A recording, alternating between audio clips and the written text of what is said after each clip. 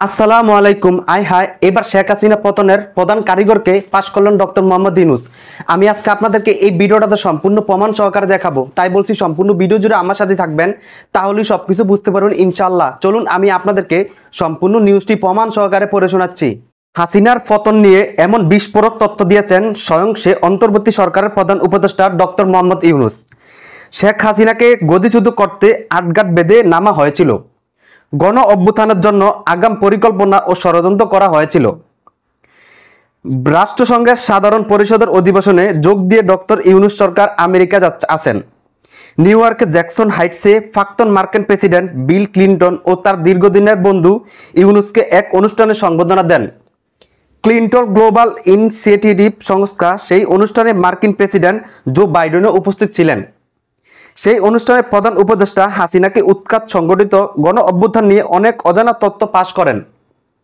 তিনি বলেন, গোটা পর্বে কাজ করেছে এক অদৃশ্য হাত, কেউ এটা প্রকাশ করতে পারেনি। বৈষম্য বিরোধী ছাত্র আন্দোলন এবং গণ অভ্যুত্থানের পিছনে আসল কারিগর কে ছিলেন? এরপর নিজেই বলেন মাহফুজ আবদুল্লাহ।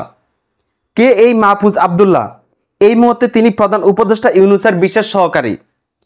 প্রধান উপদেষ্টার দায়িত্ব নেওয়ার পর মাহফুজকে প্রথম নিয়োগ করেন ইউনূস।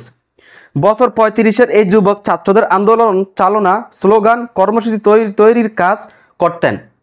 তিনি প্রকাশে এসেছেন কম। ইউনূস মঞ্চে 3 ছাত্রকে নেতাদের দর্শকদের সঙ্গে আলাপ করিয়ে দেন। তিনি বলেন, ছাত্ররাই বাংলাদেশের পরিবর্তন এনেছে।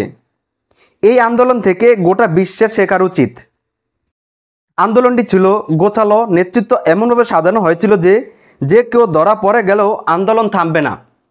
সেই প্রসঙ্গে ইউনূস বলেন, আন্দোলনের সবচেয়ে উল্লেখযোগ্য দিক ছিল এর স্লোগান। বাংলাদেশকে কোনো আন্দোলনে স্লোগান এমন অভিনব ভাষা ব্যবহৃত হয়নি। উপযুক্ত শব্দ ও বহু মানুষকে এই আন্দোলন টেনে এনেছিল। বছর 30-এর তরুণ মাহফুজের জন্ম বাংলাদেশের লক্ষ্মীপুর জেলার রামগড় উপজেলার ইচ্ছাপুর গ্রামের। তিনি স্কুলের পড়াশোনা শেষ করেছেন মাদ্রাসায়। 2015 সালে তিনি ঢাকায় চলে এসেছেন। কলেজ জীবন শেষ করে ঢাকা বিশ্ববিদ্যালয়ের আইনে এমএ করেন মাহফুজ আবদুল্লাহ। ছাত্র আন্দোলনের লিয়াজো কমিটির সমন্বয়ক ছিল মাহফুজ আবদুল্লাহ। তো সম্মানিত দর্শক, আশা করছি আপনারা এই সম্পূর্ণ ভিডিওটা মনোযোগ সহকারে দেখেছেন এবং শেখ হাসিনার পতনের প্রধান কারিগরকে কি বলছেন ডক্টর মোহাম্মদ ইউনূস তাও বুঝতে পেরেছেন। এই বিষয়ে আপনাদের মতামত অবশ্যই কমেন্ট করবেন। আজ এ পর্যন্তই, দেখা হচ্ছে অন্য একটি ভিডিওতে।